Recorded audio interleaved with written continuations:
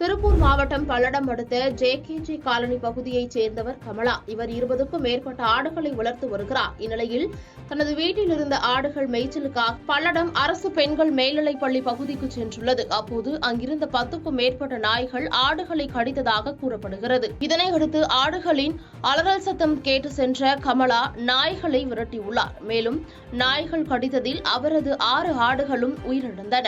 மேலும் அவர் ஆடுகளை விற்பனைக்கு வைத்திருந்ததாகவும் ஒரு ஆட்டுக்குட்டியினுடைய விலை 5000 ரூபாய் இருக்கும் என்றும் நகராட்சி நிர்வாகம் நாய்களை கட்டுப்படுத்தி இதுபோன்ற சம்பவங்களை தடுக்க வலியுறுத்தியுள்ளார்.